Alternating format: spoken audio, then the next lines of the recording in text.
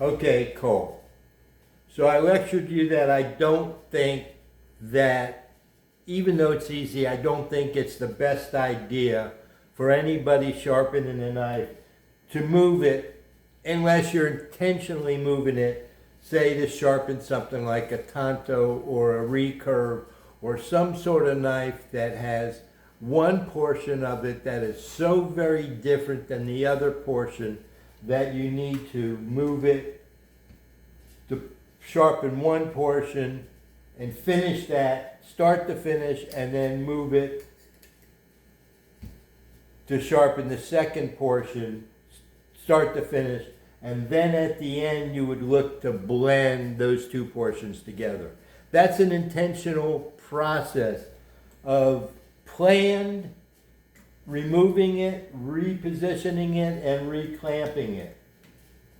But for inspection, in between the grit, to introduce that removal, in my opinion, you're introducing an error point, a point of inconsistency that we've tried to avoid in this whole sharpening routine and technique. So I don't think that that's a good idea. Now I understand where you're coming from, Cole. You're trying to check the sharpness. What I do is with the clamp knife, I take a piece of paper, these come in the mail, or I tear up newspaper, and I pull it down across it to make a smaller piece. And each grit,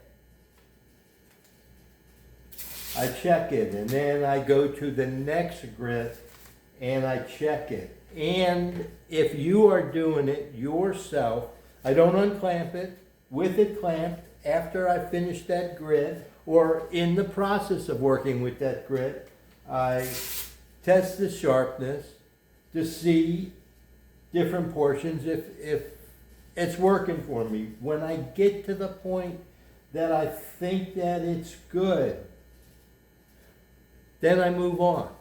I don't want to take it out to check the sharpness because, first of all, you're going to strop when you finish. And the difference between that sharpened edge, as nice as it's sharpened, and that sharpened edge that's finished with the strop is day to night. So if you're sharpening with a grit and you're checking that sharpness, that is going to be a whole lot more grabby on your paper because it hasn't been stropped yet.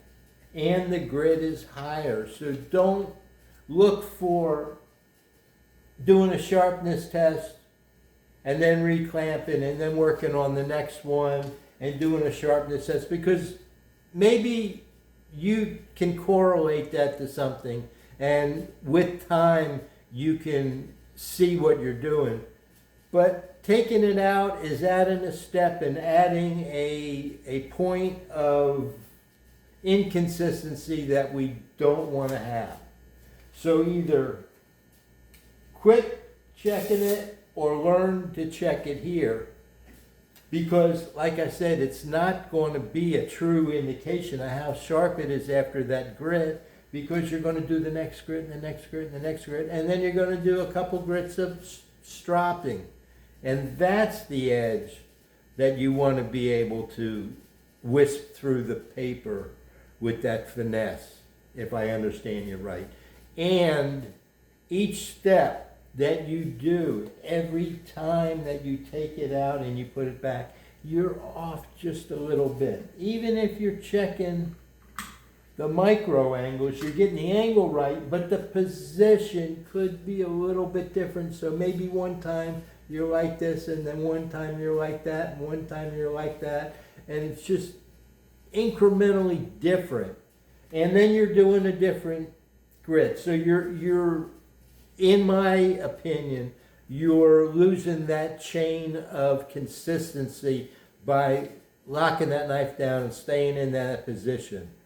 We're double checking the angles each and every time to ensure that if the stones have any variability in the height or the thickness of the stone, or maybe it walked a little bit when you used it on the last. That's why we check the stones for angle each and every, but we don't mess with this. This is a lot, I don't mess with this. If you want to do that, I'm not going to say you're on your own, but I've told you why I think that you may be better off not doing it. But be aware of what you're introducing, that change that you don't want to have. Thanks for listening, and thanks for the question. Sorry I didn't post something last night. It was just a little too late. I didn't want to have to get up and get dressed and start with that. Thank you.